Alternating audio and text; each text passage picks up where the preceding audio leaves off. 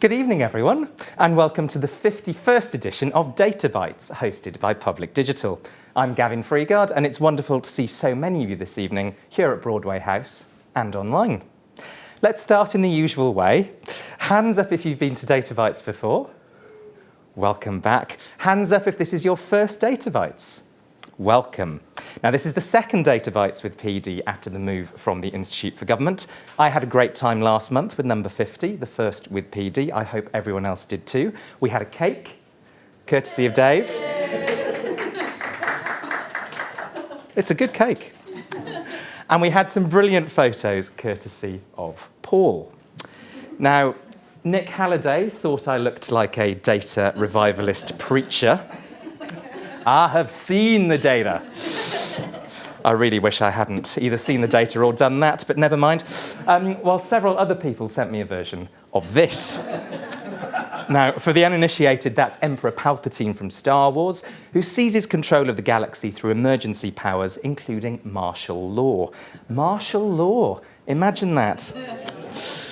Now, let's kick off with some housekeeping. We are on the record and are being live streamed, obviously. If you're still on social media of some description, the hashtag is PDDataBytes, and you can put your questions to our speakers via Slido, bit.ly/databytes51, all lowercase. If you're here in the room, you can, of course, raise your hand as well. What does DataBytes do? We aim to put good work involving data on the record so we can all learn from it, provide a space for the different data communities in and around government to come together, and bring to life what better data can do for all of us, whether we think of ourselves as data people or not. How does DataBytes work? This evening, you're going to be treated to 4 presentations on interesting data projects. Each of our speakers will have 8 minutes to present. Yes, just 8 minutes. There are 8 bits in a byte, hence 8 minutes in a data byte. Each speaker will then take questions for 8 minutes. Yes, just 8 minutes. And then we move on to the next speaker. So 4 presentations of 8 minutes, each followed by questions for 8 minutes. You can watch last month's Data Bites at bit.ly/PDDataBytes, all lowercase, and the 49 before that were hosted by the Institute for Government. You can watch those at bit.ly/IFGDataBytes, capital IFGDB. So, what's happened in UK government and politics since we last met? Well, Keir Starmer experienced his first ministerial resignation as Transport Secretary Louise Haigh quit the cabinet. That means Starmer finally makes it onto the famous ministerial resignation chart, though you do have to zoom in to that increasingly cluttered corner to be able to see it. Now, 147 days is actually a relatively late first resignation by recent standards. You've got to love Derek Foster changing his mind after 2 days under Tony Blair. It's also worth noting that half of those first resignations since 1979 took longer than Liz Truss's entire premiership. Now, speaking of resigning Conservative leaders, some of you may have missed the spectacular resignation of the current Tory leader in Wales. Now, Andrew R.T. Davies first took the post 13 years ago and then again in 2021. You don't have to be a white man called Davies to lead the Welsh Tories, but it seems that it does help. Now, in that time, he's worked with 6 different Tory leaders at UK level, which, if we go to the start of David Cameron's premiership, gives us 6 since late 2005. Now, that might be an interesting benchmark to compare turnover with some other big resignations this month. 6 transport secretaries takes us back only to summer 2016. 6 archbishops of Canterbury take us back to 1961. I should say Arch-Cant on the chart there is just an unfortunate abbreviation. It's not a comment on the Church of England's output. Now, Gary Lineker is standing down as Match of the Day host. There have actually only been 5 main hosts since that kicked off in 1964. 1964, also the last time Man City won a football match. And then, of course, there are 6 cabinet secretaries. The most senior of civil servants, which takes us back to 1998. Now, speaking of cabinet secretaries, this week it was announced that Chris Wormold, permanent secretary in the Department of Health and Social Care, will soon become the 14th cabinet secretary. Now, if we break those post holders down by gender, you can see there's a very clear trend. And here's another very clear trend. I try that every time. You might call it a trend. Anyway, now this is our last Data Bites of the year. It's December. He's making a list and checking it twice. Going to find out if Santa's data protection impact assessments, records of processing activity and justification of his processing of personal data are going to suffice. Yes, Christmas is nearly upon us. Now, I love Christmas, but when my local bakery painted their windows before Halloween, I had to ask myself the question, is Christmas getting earlier? And wondered whether data might help us definitively answer the question. So let's start with some music, specifically Last Christmas by Wham. Now, is everyone here familiar with the game Whamageddon? For those of you who aren't, the first time you hear the song in the run-up to Christmas, you lose. So Neil, have we got the sound? Don't worry, I'm not going to do that. I'm not that cruel. I'm not going to play it. And the last time I played commercial music at Data Bites, the YouTube algorithm flagged and reported us. Now, I've already lost Whamageddon spectacularly. On the 22nd of November, I went to see this sculpture, Babel at Tate Modern. It's made up of radios. Some of them are tuned in. And as I walked past it, it started playing Last Christmas. Anyway, this chart shows us the chart position of Last Christmas in 2014, when the chart included streaming for the first time. It enters around the 6th of December, it gets up to around number 30. But with each passing year, you'll see it enters the top 100 earlier and is actually staying higher in the charts for longer. Now, it's not just Last Christmas either. If we look at all of the old classic Christmas tunes that charted in both 2014 in grey and so far in 2024 in pink, we see that Christmas is indeed getting earlier. Now, we shouldn't go on just one very scientific data point. So here's another. And this involved the highly scientific method of me searching Twitter for the phrase first mince pies for the first picture of a mince pie in the shops every year back to 2012. So you can see the calendar behind me, September and October. Actually, that's wrong. It should be August and September. And if we look 2012 to 2021, it's the first week or so of September when we see the first mince pies. 2022 and 2023, it's the last week of August. Any guesses for 2024? It's the 22nd. And here's the tweet as proof. So 2 conclusions. First, Christmas is definitely, absolutely, incontrovertibly getting earlier. The data says so. And second, you've just witnessed a Christmas miracle. A good use of a pie chart. Oh, it was worth it, wasn't it? Well, we have some early Christmas presents for you tonight, with 5 fantastic speakers giving 4 fantastic presentations. Our first presenter will be Sian Basker from Data Orchard with Data Maturity, Are We There Yet? A comparison of sectors and their progress. Second will be Anna Trichkine from the London Borough of Hounslow on the benefits of data practitioners networks for local authorities. Third up will be our first virtual speaker at a public digital Data Bites. You sure about that? For our first virtual speaker, better, that will be Adam Evans from the ONS on improving the coherence of UK-wide data. And our final presentation tonight will come from Ria Jones of Arts Council England and Jason Jones-Hall of 51012 on the Arts Council's new Culture and Place Data Explorer. The next Data Bites will be on Thursday, the 5th of February. We have the Scottish Government on their vision for public sector data, Cabinet Office on conquering the digital heap, the Blavatnik School of Government on their new Index of Public Administration, published today, and Laura Gilbert from I.AI and 10DS. And we have dates through to next summer.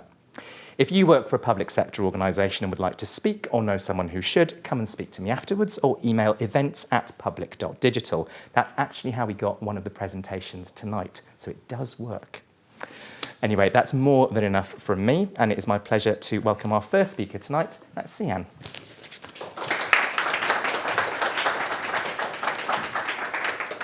Good evening. Thank you, everyone. So, let's find the clicker. Oh, yeah, way ahead of me. Nice to see you all. I would say about 15 years ago, there was a tremendous excitement around this sort of revolution that was happening in data and analytics and the wonders of data science and data visualization. And it was really exciting to see all of these really exciting new ways of understanding and exploring the world as it changed around us. There was also, at that time, many of you may remember, quite a lot of hype about big data and data being the new oil. And I guess for myself, even back then, and probably quite a lot of you, were thinking, I'm not sure that's really a very good thing. But on the good side, one of the things that most excited us back in 2012 was the emergence of the United Nations Sustainability Goals. And we looked at these and thought, wow, well, that's just absolutely fantastic. It makes perfect sense, right? We can really get behind that. And so my colleagues and I at Data Orchard, most of them were ex-local authority research and intelligence people, so they had a very good grounding in the local area and the local economy and public health and communities. We thought, well, we'll start baselining where we are, right here in Herefordshire, rural county, far away near Wales. And we just thought, well, we should engage our partners and really work out where we are, how we're doing on this little mission we're all on. And we did quite well. We developed a sustainable route map, and we got lots of, we even had Sir Nigel Shadbolt himself came and endorsed our whole programme of the sustainable route map. Unfortunately, nothing happened, basically, after that. But we did learn quite a lot of useful things from that process. I suppose some of the big... Oh, I still want to do that. Touch screen. Yeah, we had some interesting learnings from that process. I think the first thing to say is there was lots of missing data and lots of kind of pretty poor quality data when we tried to map this. We noticed that even in a really tiny area, far away, there were hundreds of organisations involved in trying to work towards this kind of thing. And we also discovered lots of people don't really care about goals if they don't set them themselves. And they can't even think about sharing data until they've got their own house in order as such. And actually, when you look inside quite a lot of organisations, they've got quite a lot of quite poor data. And a lot of people really feel like it's a complete pain in the backside. So that was kind of where we started. And we thought, well, how can we help organisations to get better with data? What evidence we have of their starting point? And we had no idea. We had no metrics, no measure, no data about how organisations were doing with data. So we spent a very long time trying to work that out. And we reckon probably there's about 300,000 not-for-profit organisations, maybe 50,000 public sector organisations.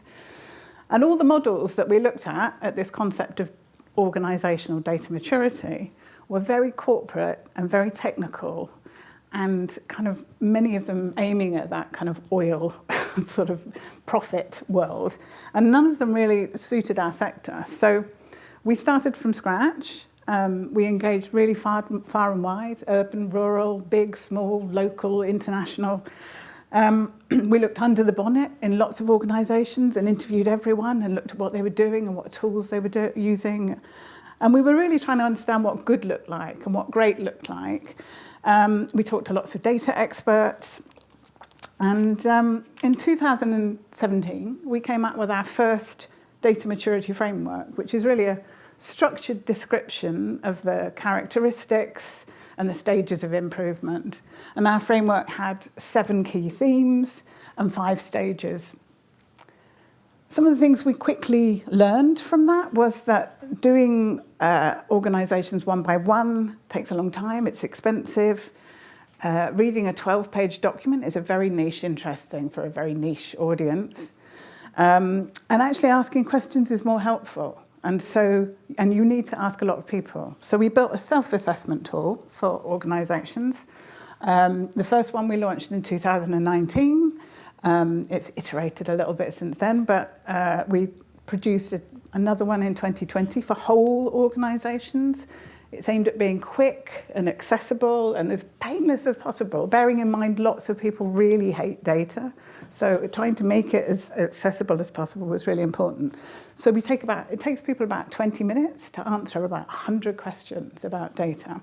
And when you collect it across a whole organisation, it gives you quite a full picture. So this is what we've got, 5 years of data from the public sector, commercial sector, not-for-profit sector. And as you can see, there are all different stages. We are mostly interested in the organisations that are working in some way for public good. You can see that across, when we put them in their own little fish tanks, each fish here represents an organisation. And we've had about 12,000 individual people use the assessment from over 50 countries. Essentially, there is no statistically significant difference between the data maturity in these groups. And as you can see, there's a real spectrum. It's a real mixed picture. And you've got leaders and laggers in every sector. A quick look at geography, just looking in on the UK ones. You can see, obviously, London. It's a big place, so obviously we've got biggest engagement in London. Also quite a lot in the Northwest and in Scotland. I know they're talking in February, I think, and they're taking like a 5th cohort of public sector organisations through data maturity assessment now. Comparing by subsector, again, you can see a lot in health and education and social services, which is like family, elderly services, welfare kind of stuff. There's lots of organisations in there. There are some differences, and I would say some organisations are inherently more data businesses. You know, if you're a regulator, you're definitely in the data business. It's quite good to see research up there. You'd hope they were quite good at data, really. But I suppose we still don't have enough data. We've got like 1,000 organisations, over 1,000 organisations benchmarked in this data set. But yeah, I'd say we still need more in order to really prove the case. I said there's no statistical difference in overall data maturity, but we are finding some interesting differences within the different groups. So a big caveat here, this is only relative, relative comparative strengths as opposed to overall strengths. In the non-profit sector, they say leaders are more engaged, more supportive. Well, the staff in those organisations say their leaders are more engaged and supportive and ask the right questions. They were active in harnessing its value. They say they rate themselves on data quality better as well. They say, for a start, they say they know the quality of their data, which is an interesting question itself. They find it relevant and meaningful. They record it in good, in consistent, efficient ways, and it's accurate. They also see more influence of data on measuring impact and understanding problems and needs. In the public sector, meanwhile, we see more advanced analysis, so more diagnostic, more prescriptive, more predictive types of analysis. They're using more specialist tools, so you're seeing more coding going on, more GIS, spotted the time, more use of business intelligence tools and dashboards, and they're definitely doing a bit better around security and protection and their sort of policies and practices and training of staff. Quick last wrap up. The thing that everybody has in common is skills is the weakest sector. It's always been and remains the only theme for which we've seen no progress in 5 years of measuring data maturity. It's a problem for every sector. These are the kinds of job roles of the people who have taken the assessment. So we feel quite confident that it's not biased towards data people who are completing the assessment. What we find is data is in everyone's job, whatever their role these days. And in fact, when we look at whole organisations, around 30 to 50% of staff time is being spent working with data, which is basically meaning everybody needs to build their skills. Last one, almost. Just finally to say around, around skills, just look at the enormity of the white space. It really is what I'd like you to say. We've been quite generous in including strongly agree and somewhat agree around these kinds of areas. So looking at leaders, looking at specialist skills, looking at data literacy of everybody. There's a huge job to be done in building skills. So my final conclusion is data maturity, we're not there yet. It might be a while, but it is something we need to all keep working at and learning about. Thank you. Sorry, I'm over a bit. There are people who hate data. Yeah. Surely not. Many, many. We're going to go to questions now. A reminder, if you're watching us online, please use bit.ly/databytes51, all lowercase, and you can use Slido. If you're in the room, and I'll come to you in the room first, put your hand up, wait for the mic. Remember, we're on the record, but please do tell us who you are if you can. And please do keep your questions relatively short, as the timer will start with the first question. And so we've already got a hand up down here. Hello, thank you very much for your talk. Really interesting to see how it's progressed. My name is Catherine Purser. I'm from Compass Consulting. Back in when you were just getting started, I was running the Chief Data Office at the Department for Work and Pensions, and we piloted the data maturity model before it went live. I now work with, among other things, I work with public sector organisations to help them understand their data maturity. But one of the things I've seen is actually the act of doing a data maturity assessment helps increase the data maturity of an organisation, which is really brilliant. And I was wondering if you'd had any similar kind of feedback and your thoughts on that. Absolutely. I feel really encouraged that the process itself,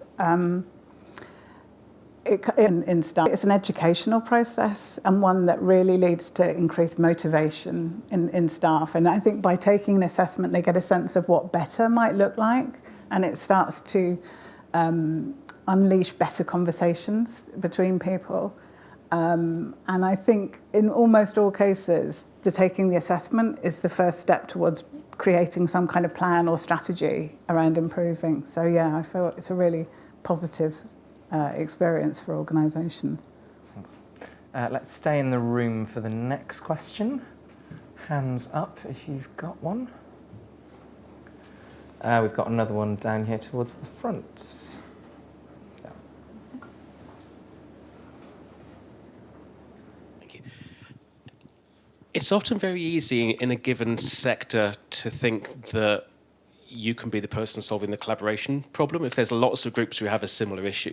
So in this, we've got people who've got good maturity and poor maturity, and how do we maybe bridge those people together to learn from each other? But I was wondering what existing organisations that you might have worked with who join up in a particular sector that could help bring those together without needing to be another group that's trying to solve the problem. Yeah. I mean, one of the things that I find most exciting is the cohort approach to data maturity.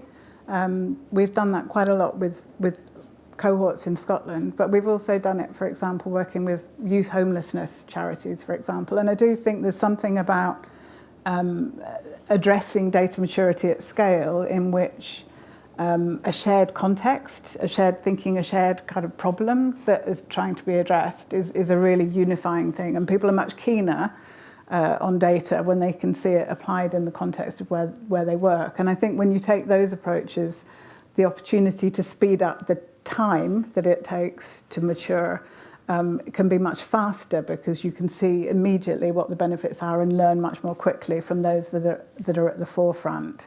And it's also quite motivating being benchmarked, and for leaders who are trying to understand and grapple with this. I think it's a real motivator when they're doing it collectively rather than competitively. I'm going to stay in the room for the next question as well. Who wants to go next? Otherwise, I'm going to have to ask one, and nobody wants that. Okay, I might go for one in that case, but do think of some more, please. What do you think organisations should focus on fixing first? I know that would sort of slightly depend on what their own assessment suggests, but where should we start?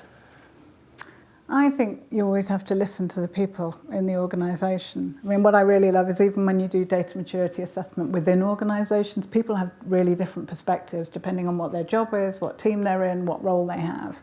And quite often what we've discovered when we've looked at all of those different roles is often the frontline workers are kind of fine, but they tend to score quite a lot higher. Sometimes the person who's leading the assessment is a little bit disappointed about how highly the organisation has scored. Meanwhile, we tend to see the data people scoring much lower. Senior leaders tend to score much lower, which kind of suggests that it's working for some parts of the organisation and not others. We do actually customise the assessment to enable internal benchmarking between teams. And again, that's a way where you can go, oh, that's interesting. That team have rated the organisation really well. I wonder what's going on there. And I think that often leads to those sorts of internal communities. I know Anna's about to talk about those in a moment, but really often there's a lot of hidden expertise. You know, most people haven't got data in their jobs, but they're definitely all working with data. So I think the opportunity to start talking about it and start bringing that expertise together is really valuable. So as following up on that, do you have a sense of which organisations have done a particularly good job of building on the assessment and the sort of approaches that they've taken as a result of their results? What's worked, what hasn't? Yeah, I mean, I think they all take different approaches, and it depends kind of how much of a priority it is. And I think they take often their approach, as should quite rightly be the case, will align to what they're trying to do as an organisation. So any data strategy should be building on the organisational strategy. So that often informs where the priority of resources and effort goes. So maybe it's about improving data quality on property stock, or maybe it's about improving the data around the diversity of the workforce or the service users, for example. Sometimes it can be about upskilling and about training. Often it leads to investment and changes in jobs and roles. You know, a realisation that perhaps nobody's holding all of this in the organisation. Like, who's responsible? And there's often quite a lot of hunting for the data. So mapping the assets, finding the data, finding who's in charge of it and where the gaps are, and realigning roles and responsibilities. Excellent. We've got a question in the back row, or almost the back row there. Evening, Dan Klein. Can I build on Gavin's question there for a moment? I'm minded that on the back of a maturity assessment, which is great, we've been working with the cohorts in Scotland and they've been doing some great work. But the next step is then the strategy, which can be a bit dry. So the question is, in terms of a narrative now, when we're trying to convince all these data people who don't like data, you know, they hate data, but they are using it and they're probably in Excel. What examples have you got where they've had that wow moment? Real examples. Can you give us any real examples? Wow moments at the arrival of a strategy, data strategy. No, precisely not a strategy. Like actually doing something meaningful with it. Yes. I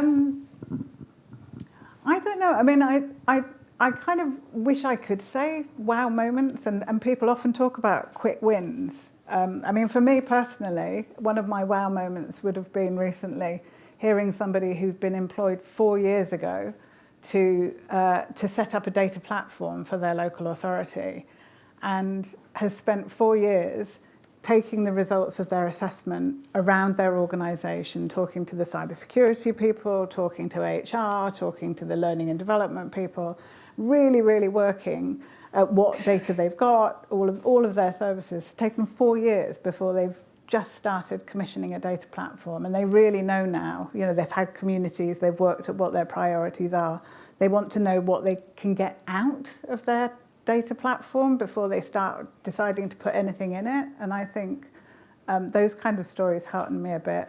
I think the ones where they've developed their own communities in-house, where they've brought on whole culture teams and work going on around that. They have having fun. I mean, doing kind of silly games with data.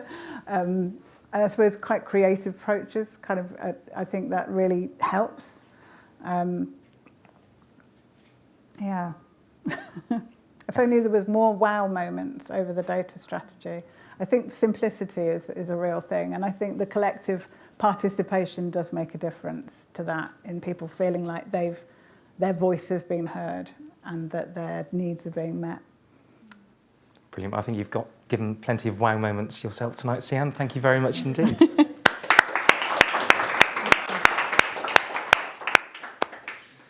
And on to our second speaker, and that's Anna.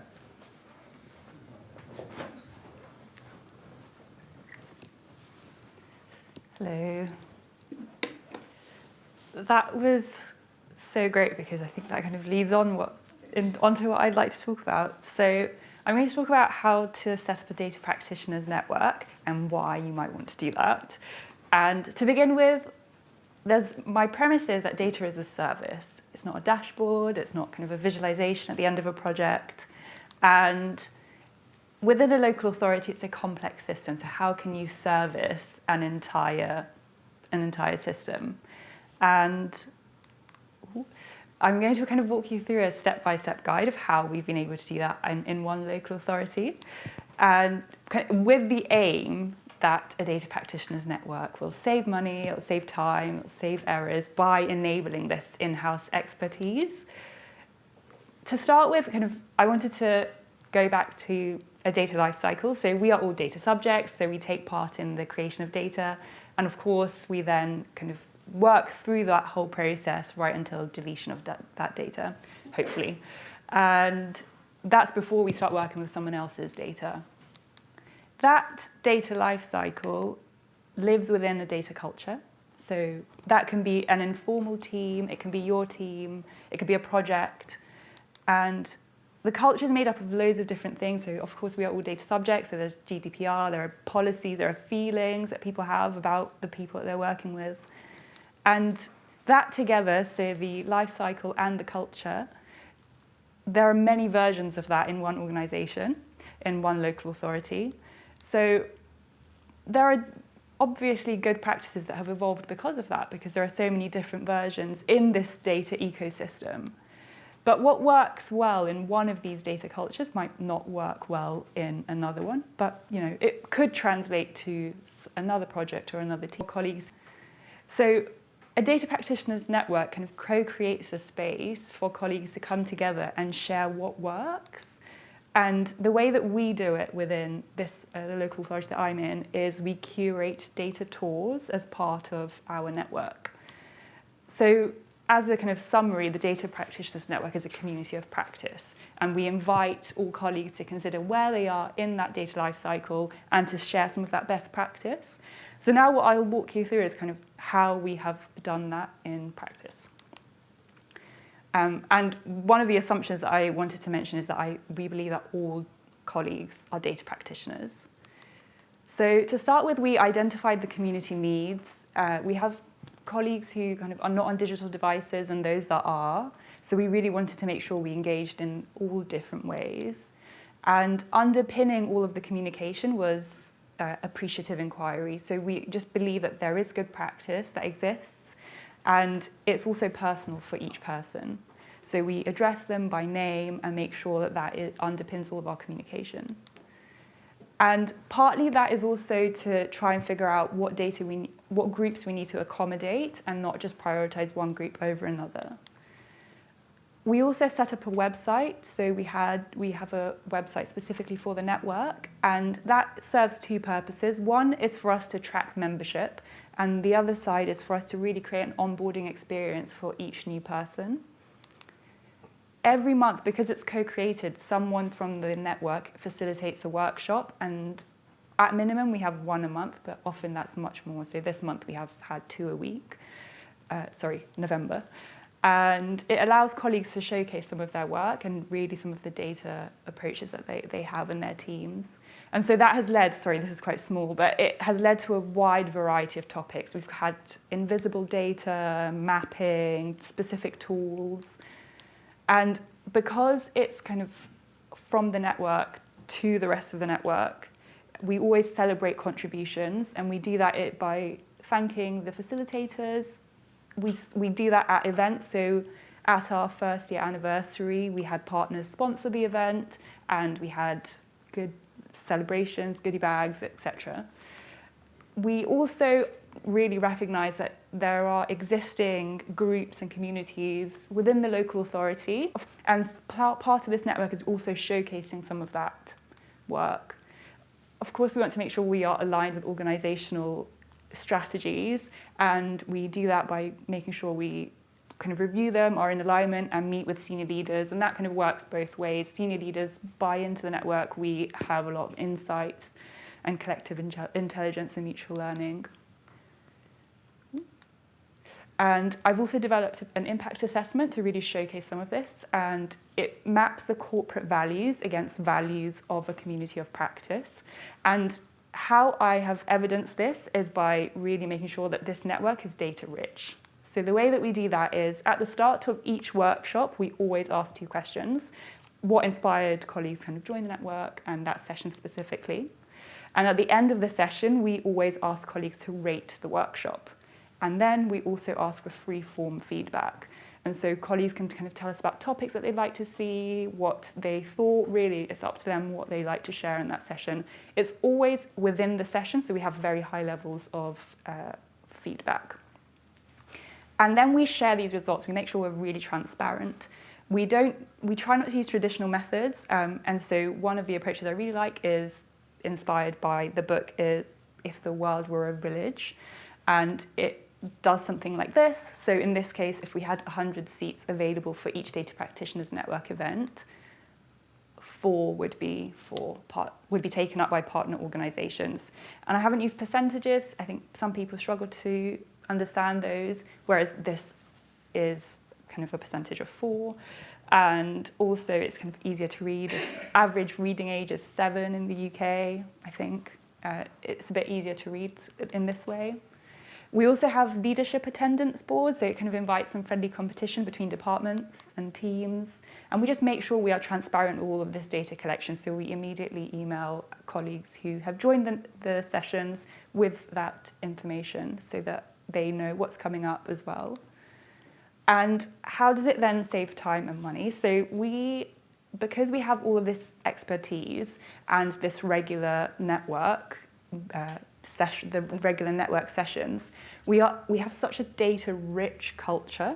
So we are able to take some of the themes that emerge from their feedback and create solutions. And rather than outsourcing these solutions, we build them in-house. So Sian mentioned the kind of data map. That is something kind of working out what other colleagues are using, what data sources. We built a tool in-house with the network where colleagues can go in, like the data sources that they use, add new ones, and see who else is working on which tools. And it's digital, so they can kind of go in. It's interactive, and we were able to iterate through that and create that as a network. And there are lots of other benefits through innovating in the network that we were able to introduce. We introduced kind of automation tools. I know colleagues have recruited from within the network. We've been able to share data sets, and we're kind of constantly trying to build new tools. All of this network has been built on kind of best practice, and sorry, this is quite hard to read on this screen, but this will be shared, and there are links to various guides and tools I've used. And if you'd like to find out more, you can find me on LinkedIn. That's it.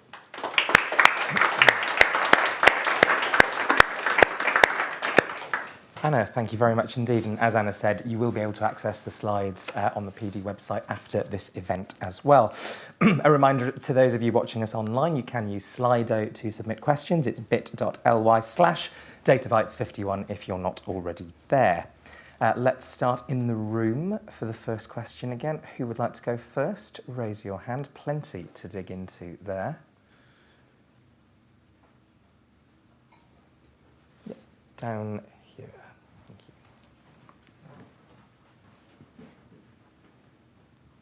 I hesitated to go first again to see if someone else did, but I did. I was really picked up on your point that you said, I think, all colleagues are data practitioners. And I wondered if you could delve into that a little bit further, how that went down, whether that's really well understood, and is it really all colleagues? That is definitely my premise, and my goal is to reach out particularly to those that don't consider themselves data practitioners.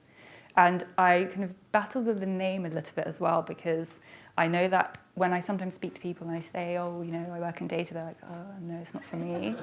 But then I kind of wanted to bring that word back in because of course it is for colleagues. And so the way that I've approached it is by really having these one-to-one conversations with different teams and always asking for someone else that I could speak to within their teams, and recognizing that the work that they do uses data in those conversations and kind of labeling it as data when they might not consider it. And I think that's why some of the colleagues that we have joining the sessions, they wouldn't have traditionally called themselves data people, because it's kind of word of mouth and recommending it that this kind of network is open beyond just the typical data roles. So kind of one of the last sessions was the transport team, and they have really incredible participatory data strategies, but they'd never label it as such. And they are managing to get children involved in these data practices for the transport strategy. And it's only through the conversations that we were able to kind of draw out some of that data. So part of it is kind of just exploring that in kind of informal settings as well, informal conversations, and then labeling it as data in those conversations back to them. Brilliant, thank you. Next question. Yeah, at the back there, just wait for the mic. Hi, I'm Moore, and I love this work. I read it on LinkedIn, but I wanted to know, how do you get leadership, like to basically start this thing? Because you spoke that you need to show them the impact of it, but how do you actually get them to reignite and start like a community? Because usually when you speak to leadership, they're a bit afraid of it, and what does it mean, and the resources, etc. So part of the work that we were doing is it started from the ground up. So my role is kind of split into two, one of which is project-based, and the other one is kind of trying to work out the digital strategy, data strategy. And when I was starting the role, I realized that there were just pockets of best practice that already existed, and colleagues were sometimes coming to me asking, what's the best data quality approach, or what is the best tool I should use? And I can kind of give suggestions based on what I know, but I have a data science background and I have a specific skill set, and I don't know if that is available to that team. So I kind of just wanted to create this network as a colleague network. And then once we were coming together regularly and there was so much growing interest, then there was more engagement and interest from the senior leadership team. They were trying to work out, right, well, something is working here, it's filling a gap. And we also have kind of a data strategy that is being worked on within the organisation. I think most local authorities have some form of data strategy. So and the cultural piece is what will enable that data strategy. I think at some point in a strategy journey, local authorities recognise that. So I think it's enabling that. Let's stay in the room for the next question. We've got one there, and I'll come to you next time round. Hi, I'm Steve. We have tried various communities, and actually starting them's never been the problem. And I guess I wondered what your experience was in kind of keeping the momentum, and how much time, whose time, is it you, is it someone else, is it the community, and what your experience has been on keeping the momentum on the community? Yeah, that is a good question. I think the next phase of this is to really embed it into roles and to make it an official part of the role, to kind of continue the community as part of the strategic vision and also resourcing. So I think that is a continuous challenge across all communities of practice. I think partly there is a lot of interest in the topic generally. I think people always hear about AI and they hear about data and they hear about these tools that they want to be more familiar with. So there's always interest for it. And what we have found is that people also want to showcase some of their knowledge if they are enabled to do so. And so I think, it's kind of two sides to that, one of which is providing colleagues with the support to kind of showcase their work and share best practice, but also to make sure it's officially within someone's role, or roles, multiple roles, which is what I'm trying to push towards.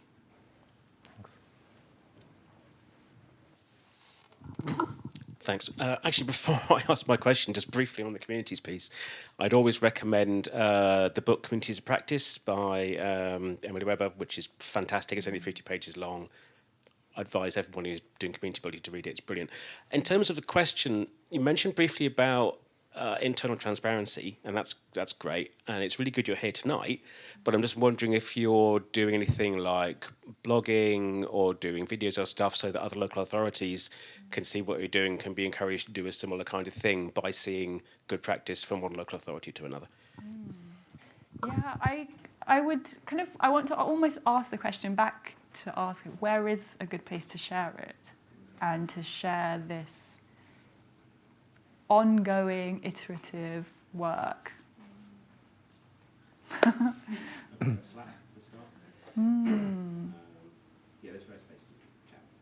Yeah, I'd be very open to having that feedback.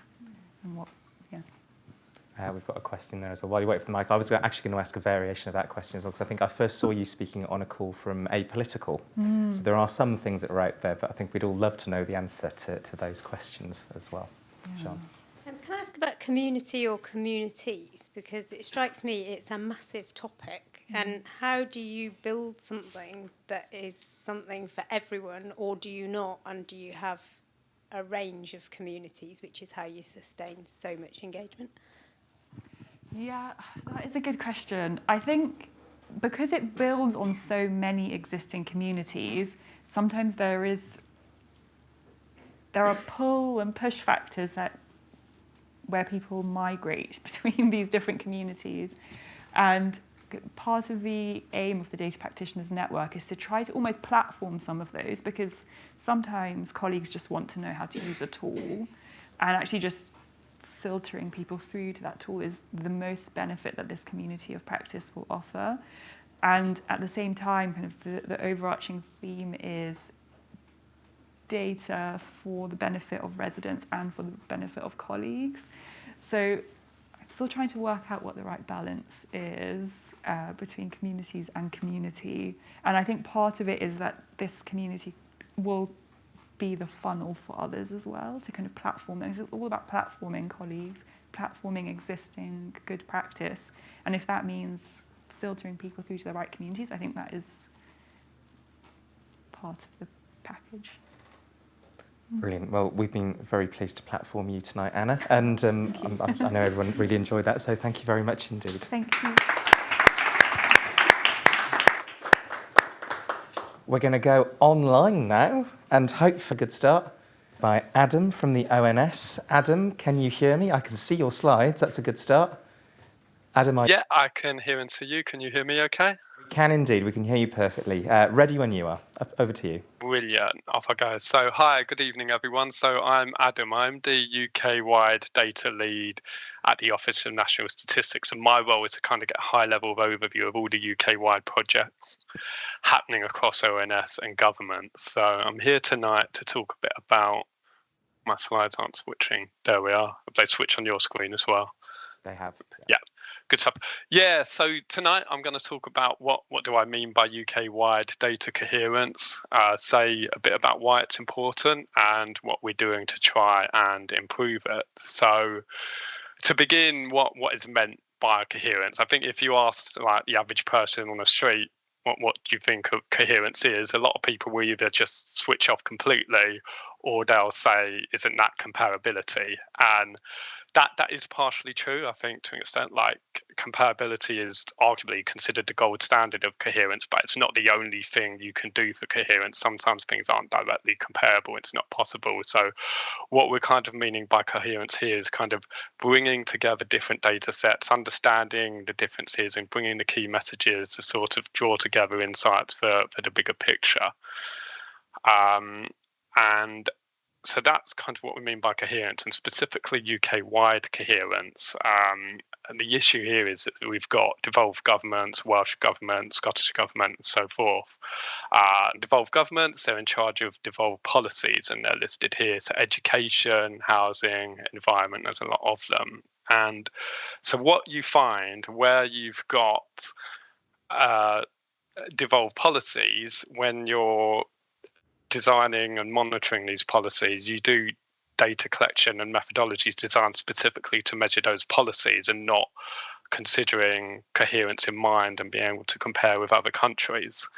That has historically kind of led to some issues further down the line. A common problem is misinterpretation of data, where it's, say, a common theme, like, for example, say ambulance waiting times. It's the same kind of title, but they're measured very differently in, say, England versus Scotland. And you might have a journalist or a user say, look at the England number, look at the Scotland number, and just assume they're saying, well, that's not the case because they're measured entirely differently. And so it's kind of important to try and address that problem. And the other thing is, a kind of another advantage to coherence is it is often, even though there's devolved policies, a lot of the time they're trying to tackle similar challenges. And so if you were able to find a way of making these data sets more coherent with each other, you'd be able to find a way to evaluate the different policies and compare and contrast. And that would be very useful information for policymakers to assess, could we take part of these policies here and apply it elsewhere, and then ultimately improve services for people across the UK.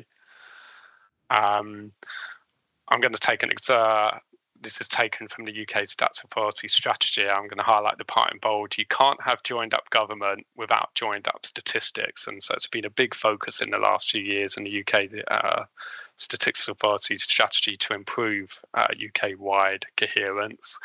And it's not just ONS and government, emphasising the importance of coherence. We've done some user research and we've had a lot of external organisations come forward to us, and on the screen there's some quotes from the Green Alliance and Crisis, the Social Mobility Commission. Like, we've had a lot of organisations outside government also emphasise how it's useful for them, for their data analysis, to have more UK-wide coherence data. Going forward on that, there's been a couple of external independent reviews on the statistical system this year, the Leasley review and the PACAC report. Both of them have emphasised the importance of better UK-wide data. And the Institute for Government themselves, I think they've highlighted really well the point I was just making, that if you really can improve the coherence of UK-wide data, you can, compare and contrast these policies, and that's really useful information for policymakers. So that's what's important. So what can we do to improve UK-wide data coherence? And on the screen here is a number of projects we've done in the last couple of years to try and improve this. I think you'll find there's a bit of a spectrum of things you can do. Like on the left side, you've got arguably the relatively quick wins. You can create coherence articles. And so in these articles, say whether it's ambulance waiting times or homelessness and so forth, you can bring all these data sets together in one article, highlight the key messages of all the data sets, and give the big picture story.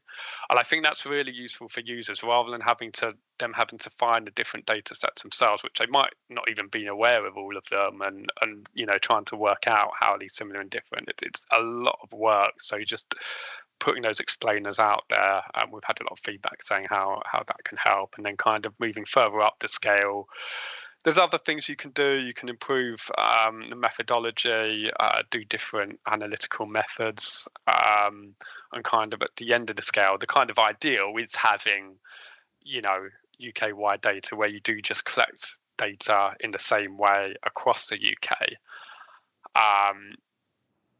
which is ideal, but it's not always possible for two reasons. One is there's just not always the resource to expand surveys to across the whole of the UK.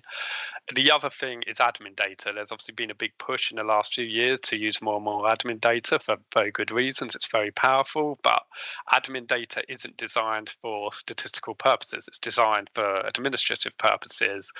And for that reason, it's always going to be very difficult, or if not impossible, to make administrative data directly comparable with each other, but you can bring it together to explain the story and make it coherent. So yeah, just emphasizing there, even though that's the ideal to make it perfectly comparable, it's not always going to be possible in reality.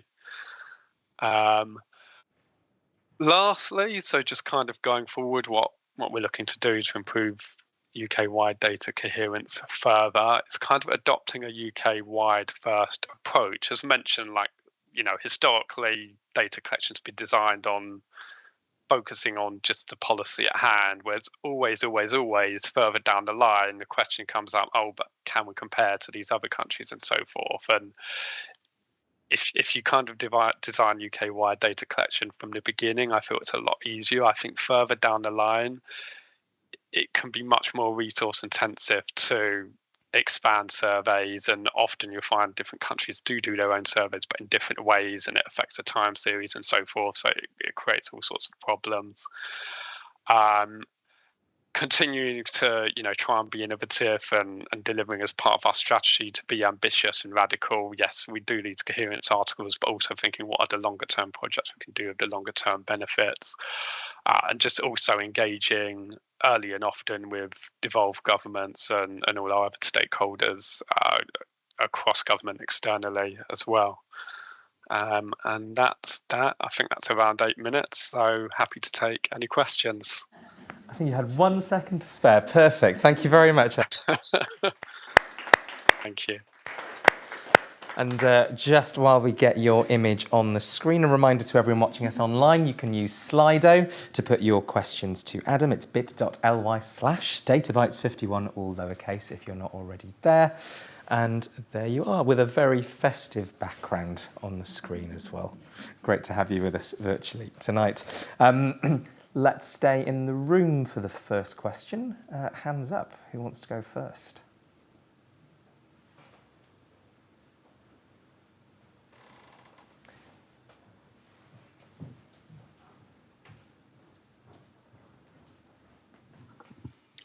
Hi. I wondered if you explore coherence internationally as well. I mean, I'm just curious about those sustainable development goals, actually, and how those link perhaps to the kinds of data internationally that get shared between nations. Yeah, good question. The answer is yes, we do that, but I've got to admit, I know very little about that myself. We do have a team that does focus on international coherence. And I think there's a lot of work across ONS that happened with Eurostat as well about making statistics more coherent, with Eurostat. And even though we left the EU, there's still been a lot of work going on, afterwards with that. So the answer is yes. I'm afraid I'm not, unfortunately, I don't have much more detail than that. I wish I could say I could, but yeah. Great, thank you. We've got a question from Ken Roy. Good evening to you, Ken. Is the logic of improving coherence that before one nation responds to a specific nation-level user need, the 3 other nations should be given a veto? So how we operate with kind of identifying what are the coherence priorities, every year we go out and ask the devolved governments and government departments what are the most important topics to you, which topics, whether that's population or housing or income and earnings or child poverty, what are the most important things for you for us to focus our resource on improving coherence. And we kind of collect all the responses and kind of synthesize that, and it takes a couple of months.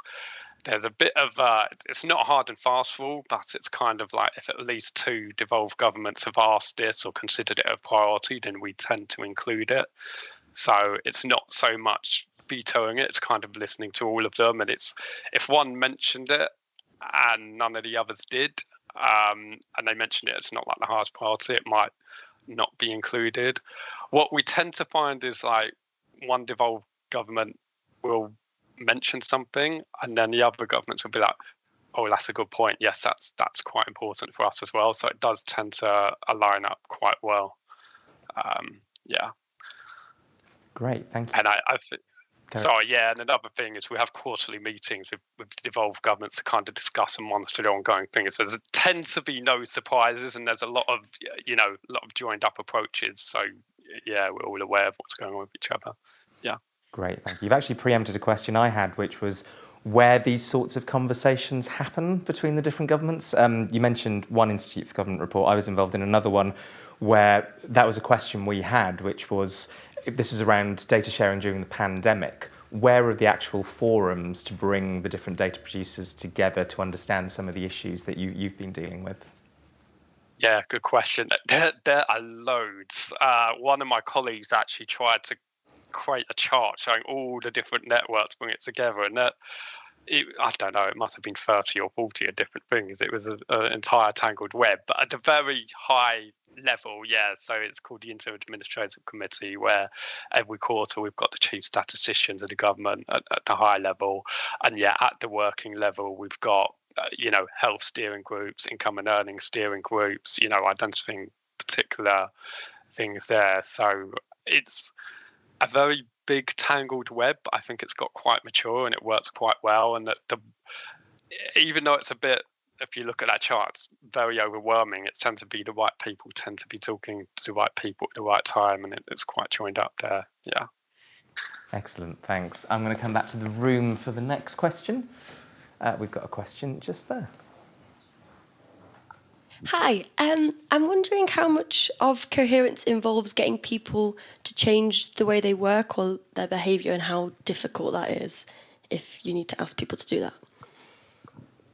Yeah, really good question. That's actually one of the things we do. That is another example of the things we do with coherence. There's a lot of working groups set up, and it is about not just changing ways of working, but improving capability as well. So particularly with devolved government, sometimes, they just lack the resource or don't have the staff or the capability. So ONS has set up working groups between them and all the devolved governments, just so that they all have an understanding of what the others are doing. And then they can try and work out, with similar data sets, what can we do together? I think an example is with national accounts. There's been a working group set up where, not major changes are needed to, say, the data collection or anything. There's similar data sets, but it's just coming together, working together and seeing what more can we do with the data we've already got to improve the coherence. So, that's definitely one thing we can do and do. Yeah. Excellent, thank you. We've got time potentially for a couple more questions. Who would like to go next?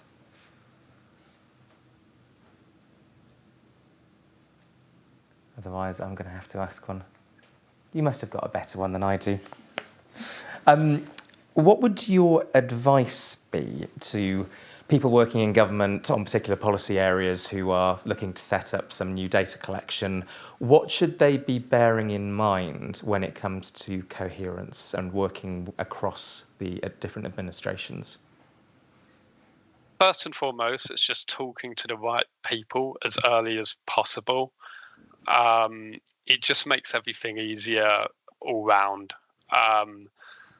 Like if you don't, and you talk about later down the line, you tend to find, why weren't we included? And it's not just a bit hostile. It's also, the devolved governments have a lot of local knowledge and useful knowledge and understanding of different data sets, and they can bring value to the table. So, and that is something, we're really pushing towards going forward. A UK-wide first approach is anything new. Do consider this from the outset. Do talk to devolved governments right away to kind of consider the design of this, because it makes it so much easier in the long run, and cheaper as well, I believe. Great, thank you. And I will come into the room for the final question. Final question to Adam. Who would like to ask it? We've got one just there. Cheers, thanks.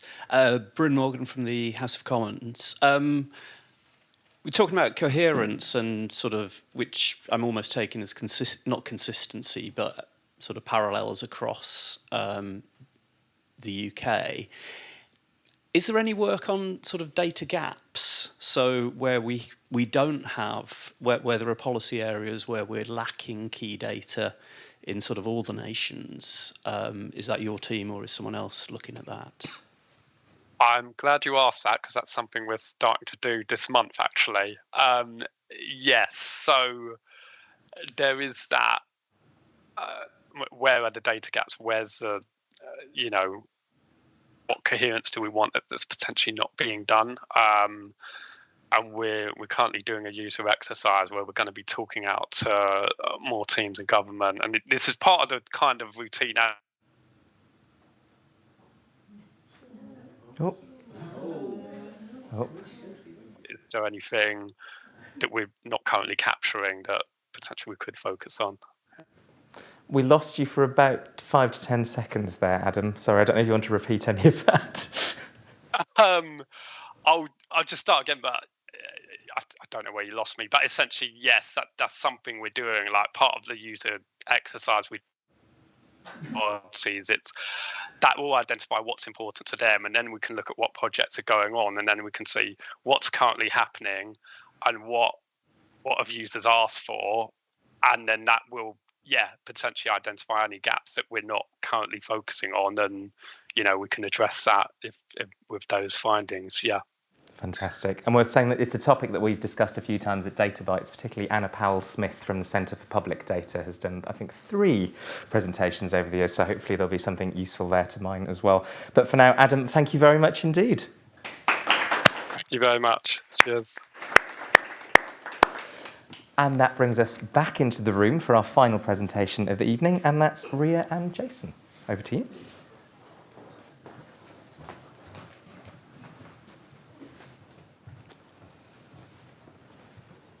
Brill. Okay, so hello everyone. Thank you very much for inviting us here.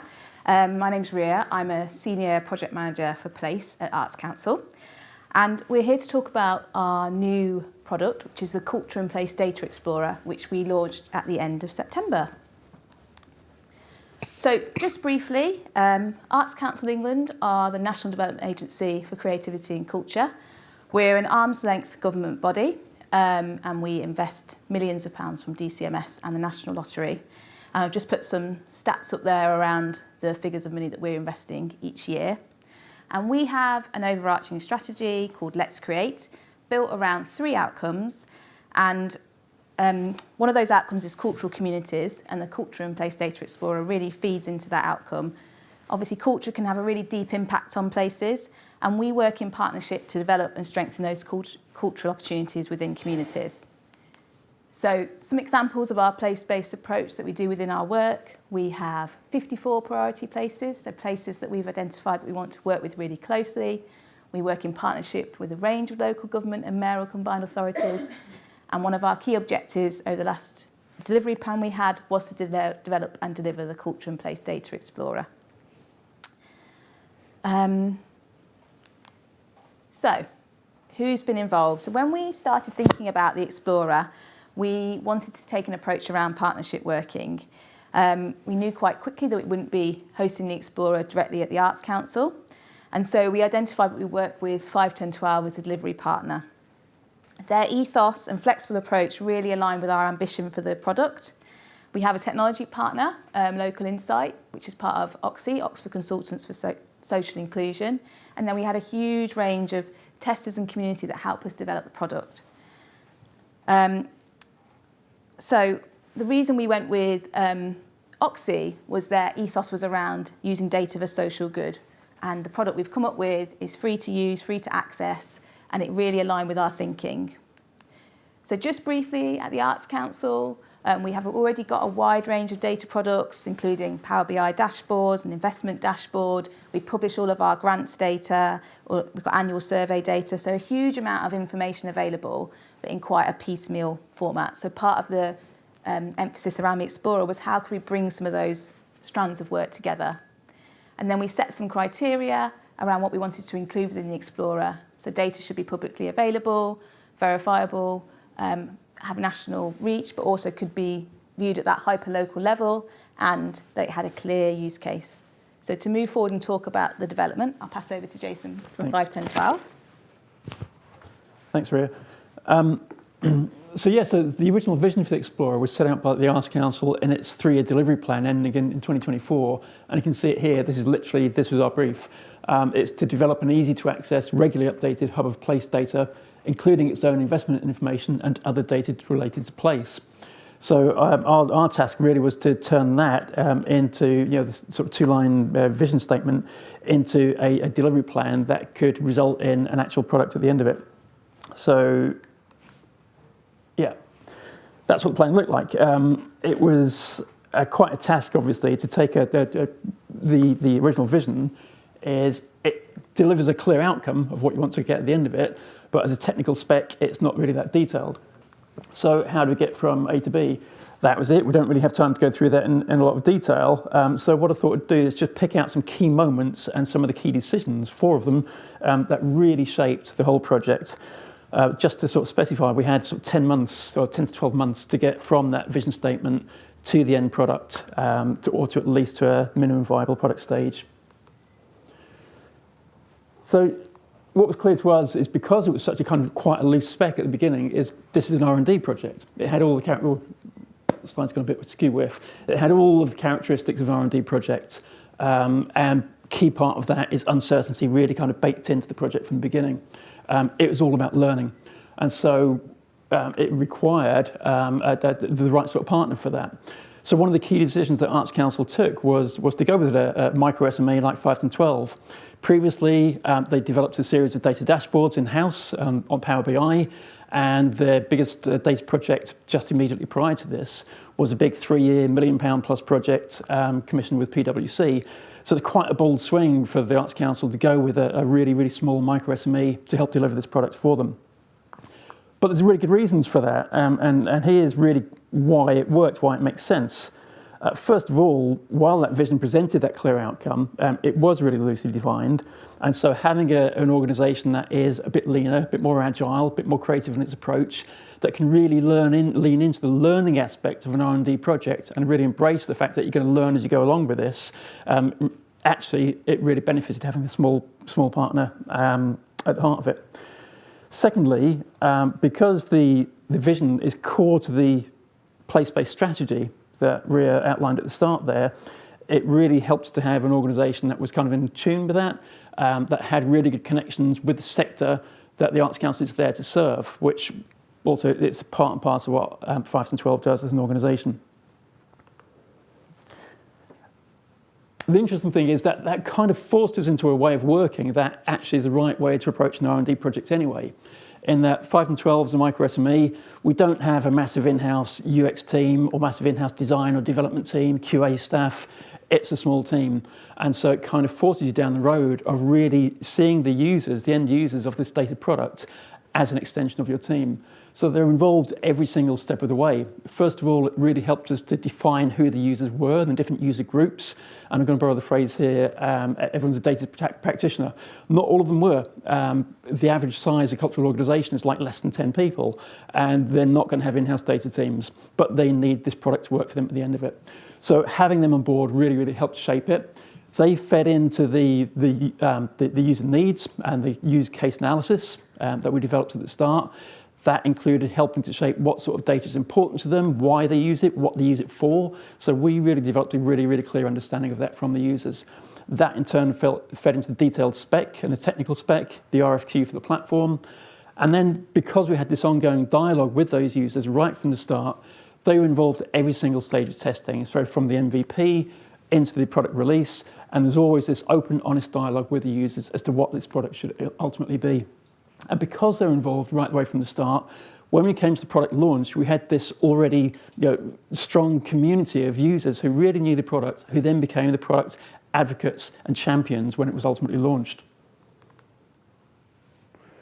Key part to all of this, you've got a small SME in the middle of the delivery of it. You've got this really kind of expanded, distributed network of partners and stakeholders, people feeding into the product.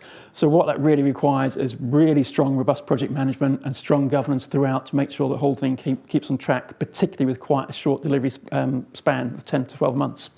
So part of that was set up, my colleague here, Sam, set out a really strong, robust project management plan right from the start and made sure that everyone, all of the partners, everyone involved stuck to that rigidly, and we hit all the deadlines. And from the Arts Council side, they facilitated and set up an oversight and working group that's multidisciplinary and cross-departmental across the organisation. Now, we approached those oversight groups really kind of positively. There's always a balance to be had between oversight and delivery. One of the first things Ria did when she first moved in was to change the name of that oversight working group to a product delivery group, which is a subtle change, but a really important one, especially when we've got to the business end of things. So making sure that those governance groups were respected, and rather than go in there and see it as a bunch of objections that you need to bulldoze through with simple cliches, make sure you go in there prepared with all of the evidence, at least 3 options for every big decision that needs to be taken, backed by all the pros and cons, the risks analysis and mitigation against those risks. So the objective really is to make sure that the bold decision can be empowered by that governance group. You're giving them the evidence and the comfort they need to make those bold decisions and move forwards. Key point here, launch don't land. At the end of the day, it should be obvious, but it's not. The delivery of the platform at the end of the day was not the start of the R&D journey. That's really where the learning massively begins.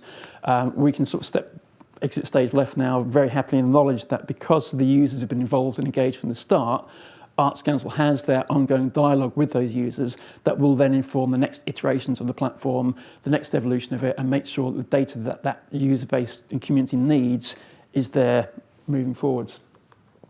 The result is a data platform that's got more than 200 plus place-based indicators from national level right the way down to LSA level. You can highlight and focus on custom area boundaries, so look at everything from segment down to local authority level or parliamentary constituencies, or group together in, for example, the Arts Council priority places. You can drop pin locations of 100,000 plus cultural organisations right down to hyper-local street level, so start to build up a cultural map of your own area. Download detailed reports for every local authority area, and benchmark and compare indicators across different indicators, which is why the previous talk around data coherence was really interesting to us. So that's the product. As Ria says, here's the URL. It's completely open, no registration, no sign-ups. The idea is to get in there and use it. Thank you very much. Thank you.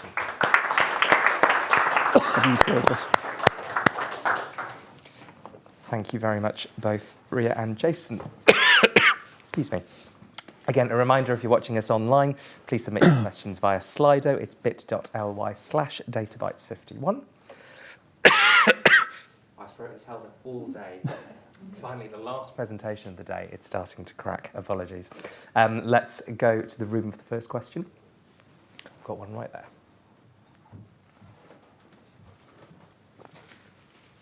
Thanks. It looks really good, really useful. But how do you plan to keep the data up to date? Shall I give that one? I suppose 2 things. One is the choice of local insight as a platform. Oxy, I don't know if anyone's familiar with the product, but they do 2 things. One is they're a technology partner, but they're also responsible for, they produce the IMD stats themselves. And because it's a kind of licensed product, they maintain the bulk of probably about 80% of the data sets there, the public data is maintained by them.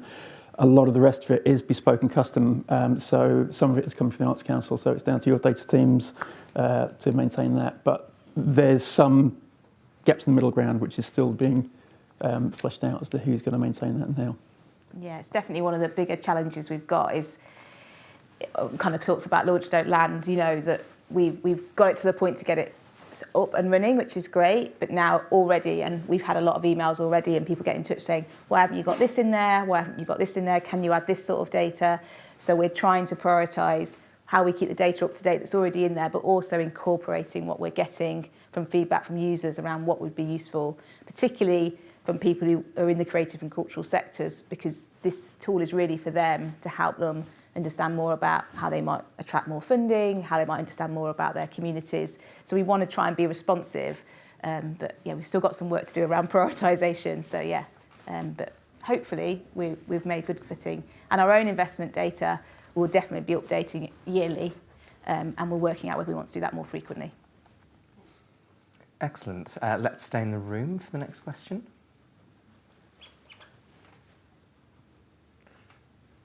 I was going to ask a not dissimilar question to that actually, which was, especially since it's open, the data is out there. Obviously, people are getting in touch with you, but how else are you planning to sort of understand how people are using it, how your product might need to develop based on that? Well, I think it kind of feeds into kind of our wider suite of data products at the Arts Council.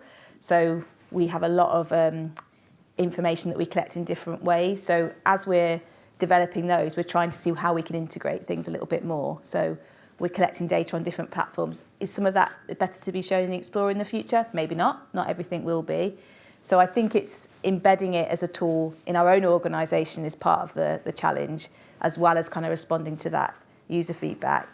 But also I think one of the things we're doing is coming to events like this and talking about it. So I think we need to shout about it as much as we can at these type of events, and so our own events, but also finding ways where we can get in and talk about it. There are quite a lot of data tools in the sector we're in being developed. So we're trying to link in with researchers and organisations when we're getting requests around, or we look at people trying to develop their own dashboards or their own research products. So we know there's quite a lot of synergy with what we've developed here. So I think it's about trying to keep across all of those different things in development as well. But but very open to any ideas for future promotion. Excellent.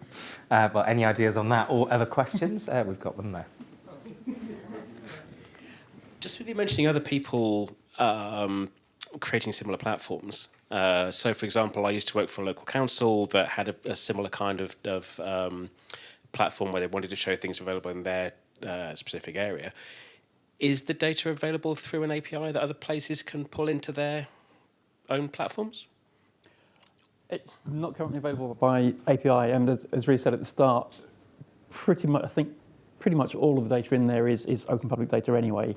There is no API currently on the Local Insight platform. I know it's something they are looking to introduce, but what you can do within the platform is you can certainly download literally what you get. It's hard to describe without actually going onto it. But behind all the kind of maps and the reports and what have you, you can download any piece of data that's featured on it as a CSV file, take it away, do what you want with it, and present it in different ways. So it's all open and transparent in that way.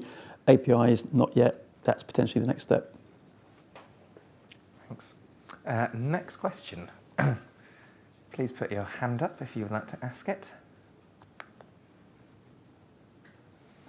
I've got another one. It's fine. I suppose, what did you learn about working together as a sort of public body and an SME? Good question. Well, I think Jason sort of mentioned in the talk that we've worked with a lot of different types of organisations. We have a really big platform called Illuminate that is managed by PwC. And so I think with this particular project, we had a kind of overarching vision, as we mentioned, within the delivery plan. And we wanted to be able to work with a partner that really understood the value of place working and really understood the value of what that meant to communities. So that was really where we kind of felt that, shared that common goal between us, I think. And then I think it's not really a risk, but what we wanted to do was really empower 5, 10, 12 to take the lead on quite a lot of the work. And that's where we refer back to that kind of partnership approach. And actually that's led us to this kind of richer result where we've got this community management that we've ended up with. We've got a lot of people engaged. We've been engaged very quickly with some of the contacts that you've had around bigger research projects. So I think, kind of to summarise your question, the learning is that sometimes you have to kind of let go of what you want to do and kind of let someone else kind of curate it a little bit and find your ways to manage that. And that the oversight group, the product delivery group, engaging different people from our organisation to be a part of that journey led us to, the end goal really. Do you have anything else to add? Yeah, definitely. I think that alignment of values is really, really important. Whoever it is you're working with, however you're commissioning it, it's products for public good, and whoever it is you're working with has to understand that, get behind it, like first and foremost, and the core value, the core need for this platform. When we brought in, a lot of our work is around place-based cultural provision, and so we immediately knew what they were getting at with the vision statement and thought, yeah, we would totally use that tool if it was there. So let's just make it happen. And so it was a really easy thing for us to get behind and just want to make that happen as well as it possibly could. And same with Oxy. I think you mentioned that their sort of social inclusion aspect of their work is key, and to find a technology partner who has that ethos is gold dust. Brilliant. We've got time for a final quick question, and we've got one right down at the front. Has the data that you've amassed and brought together influenced the decisions for you as an arts council on where you need to invest, where are there places that there is masses of activity and investment into culture and arts activities, and barren wastelands of nothing that you've managed to unveil? I think that's for our internal use, that is absolutely one of the things that it will help us to do. I think we had an awareness of that before we had the product. I think what the product does is it makes that quite readily available for everyone else. So it's really about us being accountable for, there will be places where there's significant funding, perhaps next to somewhere which hasn't got as much funding. And I think it is quite stark when you can see that, but that's absolutely what we need to be working towards. And then we can work with those places who then might say, well, we've looked on the Explorer, and start to build and understand how we can be able to work in that place. So I wouldn't say it's influenced our decisions just yet, and it's not a decision-making tool, it's not a mandatory tool that we expect anyone to use, but we absolutely hope in the future that it will help us to be more visible around the decisions we've taken and the places we're working in. So yes, so it's very helpful. Can I just add I think one of the unique aspects of the Explorer is that it does map that funding data with other data sets as well. So it allows that really specific idea of actually why is the funding going there and not there, or why you might have one place that it's historically had less funding, but actually they've got a particular issue around health and well-being, let's say, for example. And so actually that's why you need to put it in that place as opposed to that place over there. So it's informing decision-making on that level as well. Brilliant. Well, Ria, Jason, thank you very much indeed. Thank you. A few quick parish notices before I let you get to the refreshments and before my voice gives way. You will be able to watch this event back on YouTube or on Slido. You possibly know by now it's bit.ly/databytes51, all lowercase. There will also be a blog post to follow, which will have a short summary and the slides and a link to audio as well as to video. The next Data Bites will be in 2025. This is the last of 2024. On Thursday, the 5th of February. Again, we've got the Scottish Government, Cabinet Office, the Vatnik School of Government and Laura Gilbert. Do get in touch with speaker offers and suggestions, events@public.digital. All that remains for me to say are some very big thank yous. First of all, to PD for hosting, to all of you for coming, and of course to our 5 brilliant speakers. And before we applaud all of them to say thank you, a very Merry Christmas to you all as well. See you in the new year.